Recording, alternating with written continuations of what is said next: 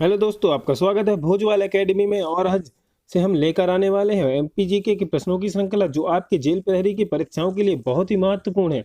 तो हम आपका बिना समय बर्बाद किए हुए पहले प्रश्न से स्टार्ट करेंगे। मध्य प्रदेश सरकार का प्रसिद्ध तुलसी सम्मान निम्नलिखित में से किस क्षेत्र में दिया जाता है? तो तुलसी सम्मान निम्नलिखित में से किस क्षेत्र में दिया जाता है? तो आप सही उत्तर का चयन कीजिए। लोक कला, साहित्य, संगीत या हिंदी कविता। तो किस क्षेत्र में दिया जाता है? यह दिया जाता है लोक कला में। इसका सही आंसर होगा लोक कला।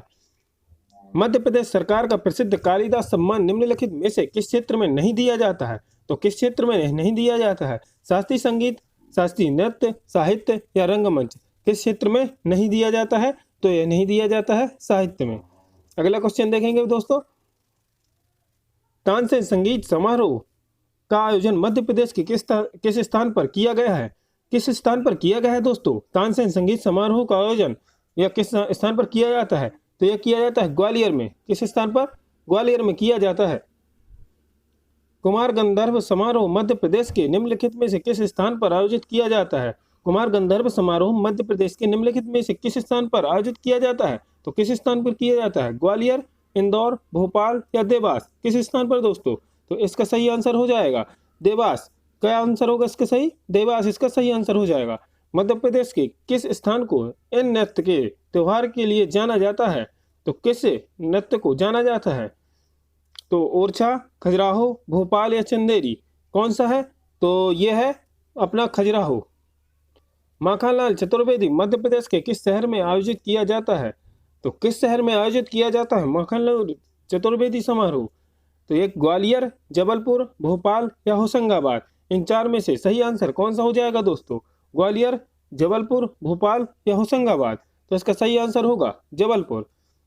अगला क्वेश्चन देखेंगे। निम्नलिखित कवि कवित्री में से कौन अपने काम ब्रह्म राक्षस के लिए जाना जाता है? तो कौन सा कवि कवित्री अपने काम ब्रह्म राक्षस के लिए जाना जाता है? हरिशंकर परसाई, गजानन माधव मुक्तिबोध, सुभद्रा कुमारी चौहान और निदा फाजली। तो कौन जाना जाता है? इसका सही आंसर हो जाएगा आपका गजानन माधव मुक्तिबोध। इसका सही आंसर क्या होगा दोस्तों? गजानन माधव मुक्तिबोध। अगला क्वेश्चन देखेंगे। निम्नलिखित में से कौन सा छंद देहाती के देइटी के लेखक हैं? निम्नलिखित में से कौन सा छंद बना देइटी के लेखक हैं? तो पंडित माखनलाल चतुर्वेदी, गजानन माधव मुक्तिबोध, हरिशंकर परसाई या सूर्य का। इसका सही आंसर कौन सा होगा दोस्तों?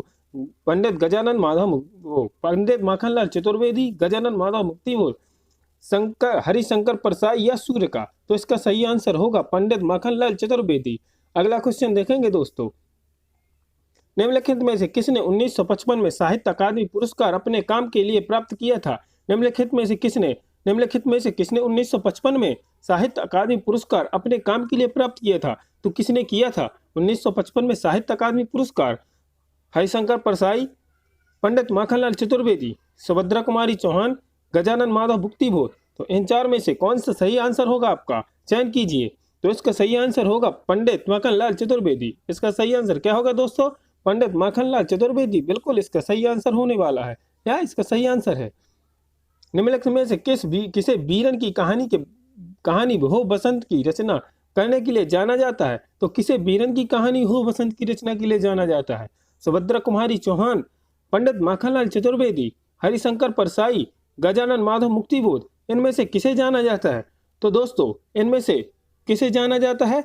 जाना जाता है सुभद्रा कुमारी चौहान को। सुभद्रा कुमारी चौहान को जाना जाता है बीरन की कहानी हो बसंत की रचना करने के लिए। अगला क्वेश्चन देखेंगे दोस्तों। निम्नलिखित में से किसे बीरन की कहानी हो बसंत की रचना के लिए जाना जाता है? यह क्वेश्चन आपका 2 बार कॉपी हो चुका है, तो इसे आप छोड़ देंगे। अगला क्वेश्चन देखेंगे। मध्य प्रदेश सरकार की ओर से सैम कालिदास सम्मान में पुरस्कार के रूप में दी गई धनराशि क्या है? तो यह धनराशि कितनी है दोस्तों? 2 लाख, 3 लाख, 4 लाख या 5 लाख। यह धनराशि है 2 लाख रुपए। कितनी है दोस्तों? 2 लाख रुपए। अगला क्वेश्चन देखेंगे। फड़के स्टूडियो मध्य प्रदेश के निम्नलिखित में से किस जिले में स्थित है? फड़के स्टूडियो मध्य प्रदेश के निम्नलिखित में से किस जिले में स्थित है? ग्वालियर, रीवा, धार या भोपाल। किस जिले में स्थित है फड़के स्टूडियो मध्य प्रदेश के? तो यह किस जिले में दोस्तों स्थित है? यह आपका जो ग्वालियर, रीवा, धार, इन चार में से किस जिले में स्थित है? तो यह आपका स्थित है धार में। ये आपका इसका सही आंसर क्या हो जाएगा आपका धार। मध्य प्रदेश का निम्नलिखित में से कौन सा पुरस्कार खेल से संबंधित नहीं है? कौन सा पुरस्कार आपका नहीं है दोस्तों खेल से संबंधित? ब्रह्म पुरस्कार, विश्वामित्र पुरस्कार, शिखर पुरस्कार या एकल पुरस्कार? मध्य प्रदेश का निम्नलिखित में से कौन सा पुरस्कार खेल से संबंधित नहीं है? तो खेल से संबंधित कौन सा पुरस्कार नहीं है दोस्तों? इसका सही आंसर चुनना है आपको। विक्रम पुरस्कार या विश्वामित्र पुरस्कार, शिखर पुरस्कार या एकल पुरस्कार, इन चार में से कौन सा इसका सही आंसर होगा दोस्तों? आपको चयन करना है।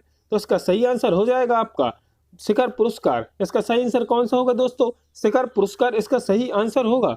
अगला क्वेश्चन देखेंगे, प्रभाष जोशी पुरस्कार मध्य प्रदेश के किस खेल के लिए दिया जाता है? तो प्रभाष जोशी पुरस्कार मध्य प्रदेश के किस खेल के लिए दिया जाता है? मलखंभ, मुक्केबाजी, कबड्डी या क्रिकेट? इन चार में से कौन सा सही आंसर होगा दोस्तों? चयन कीजिए, जल्दी चयन कीजिए और फिर हम इसका आंसर आपको बताते हैं। मलखंभ, मुक्केबाजी, कबड्डी या क्रिकेट, इन चार में से कौन सा होगा दोस्तों? इस चार में से होगा मलखंभ इसका सही आंसर। मलखंभ इसका सही आंसर होने वाला है। अब इसका बहुत सही आंसर मलखंभ ही है। मध्य प्रदेश में बहने वाली नर्मदा नदी की लंबाई कितनी है? कितनी है दोस्तों मध्य प्रदेश में बहने वाली नर्मदा नदी की लंबाई? मध्य प्रदेश में बहने वाली नर्मदा नदी की लंबाई है 1077 किलोमीटर। इसमें बहुत शुद्ध हिंदी में टाइप हो गया है तो इसलिए समझ में कम आ रहा था, इसलिए हमने पहले इसका आंसर देख लिया है। तो इसमें मध्य प्रदेश में बहने वाली नर्मदा नदी की लंबाई कितनी है? तो नर्मदा नदी की लंबाई 1077 किलोमीटर है। अगला क्वेश्चन देखेंगे दोस्तों, मध्य प्रदेश में बहने वाली नर्मदा नदी की लंबाई कितनी है? ये भी फिर से दोबारा क्वेश्चन फिर भी देखते हैं। इसका 1077 किलोमीटर आपका बिल्कुल सही आंसर है। अगला क्वेश्चन देखेंगे दोस्तों, मध्य प्रदेश का विश्वामित्र पुरस्कार निम्नलिखित में से किस लिए दिया जाता है? मध्य प्रदेश का जो विश्वामित्र पुरस्कार दिया जाता है तो वह किस क्षेत्र में दिया जाता है या किस लिए दिया जाता है? किसके लिए दिया जाता है? खेल में सर्वश्रेष्ठ प्रदर्शन के लिए, खेल की सेवा के लिए कोच, सामाजिक कार्य से संबंधित गतिविधियां, साहित्य के लिए सर्वोच्च पुरस्कार किस क्षेत्र में दिया जाता है दोस्तों? तो किस लिए क्षेत्र में दिया जाता है? विश्वामित्र पुरस्कार। तो यह आपका सही आंसर होगा खेल की सेवा के लिए कोच। कौन सा आंसर होगा इसके? खेल की सेवा के लिए कोच। अगला प्रश्न देखेंगे दोस्तों, मध्य प्रदेश में कितने अंतर्राष्ट्रीय हवाई अड्डे मौजूद हैं? तो कितने अंतर्राष्ट्रीय हवाई अड्डे मध्य प्रदेश में मौजूद हैं दोस्तों? आपको इसका चयन करना है। पहले आप इसका चयन करेंगे फिर हम आपको इसका आंसर बताएंगे। इससे आपके माइंड में, आपके दिमाग में एक छवि या एक प्रश्न स्थिर हो जाता है। तो पहले देखेंगे मध्य प्रदेश में कितने अंतर्राष्ट्रीय हवाई अड्डे मौजूद हैं। तो कितने? 0, 1, 2 या 3? कितने हैं दोस्तों? 1, 2, 3 या 0 अंतर्राष्ट्रीय हवाई अड्डे मध्य प्रदेश में कितने मौजूद हैं? तो यह 2 अंतर्राष्ट्रीय हवाई अड्डे मौजूद हैं। कैंसर का ट्रैफिक मध्य प्रदेश के कितने जिलों से होकर गुजरता है? कैंसर का ट्रैफिक मध्य प्रदेश के कितने जिलों से होकर टॉपिक मध्य प्रदेश के कितने जिलों से होकर गुजरता है? तो यह कितने जिलों से होकर गुजरता है? 11, 12, 13 या 14? तो कितने जिलों से होकर गुजरता है दोस्तों? यह 14 जिलों से होकर गुजरता है।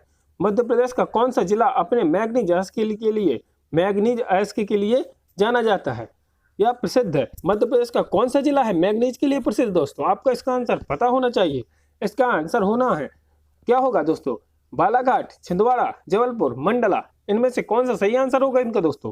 इनका आंसर होगा, सही आंसर होगा इसका बालाघाट। कौन सा? बालाघाट इसका बिल्कुल सही आंसर। अगला क्वेश्चन देखेंगे दोस्तों, निम्नलिखित में से कौन सा अंतरराष्ट्रीय जलमार्ग मध्य प्रदेश से नहीं गुजरता है? निम्नलिखित में से कौन सा राष्ट्रीय राजमार्ग मध्य प्रदेश से नहीं गुजरता है? तो कौन सा नहीं गुजरता है? NH3, NH4, NH12 या NH75? कौन सा नहीं गुजरता है दोस्तों? तो इनमें से कौन सा नहीं गुजरता है दोस्तों? NH4 मध्य प्रदेश से अंतरराष्ट्रीय राजमार्ग नहीं गुजरता है। NH4 मध्य प्रदेश से अंतरराष्ट्रीय राजमार्ग नहीं गुजरता है।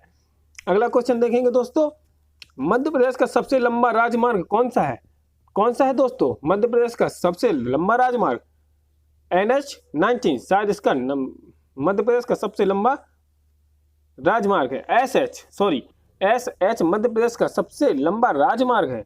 कौन सा राजमार्ग है सबसे लंबा मध्य प्रदेश का? NH19 मध्य प्रदेश का सबसे लंबा राजमार्ग है।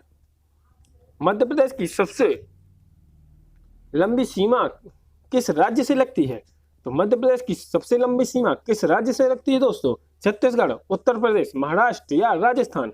किस राज्य से मध्य प्रदेश की सबसे लंबी सीमा लगती है दोस्तों? तो किस राज्य से लगती है मध्य प्रदेश की सबसे लंबी सीमा? छत्तीसगढ़, उत्तर प्रदेश, महाराष्ट्र या राजस्थान। तो इसका सही आंसर हो जाएगा उत्तर प्रदेश। इसका सही आंसर क्या होगा दोस्तों? उत्तर प्रदेश। उत्तर प्रदेश से मध्य प्रदेश की सबसे लंबी सीमा लगती है। अगला क्वेश्चन देखेंगे दोस्तों, मध्य प्रदेश का निम्नलिखित में से कौन सा जिला राजस्थान से सटी नहीं है? मध्य प्रदेश का कौन सा जिला राजस्थान की सीमा को नहीं छूता है? या गुना, नीमच, अलीराजपुर या मंदसौर, कौन सा जिला नहीं छूता है? तो यह आपका सही आंसर कौन सा होगा दोस्तों? गुना, नीमच, अलीराजपुर या मंदसौर, कौन सा आंसर? बिल्कुल इसका सही आंसर होगा अलीराजपुर। कौन सा इसका सही आंसर होगा दोस्तों? इसका सही आंसर होगा अलीराजपुर।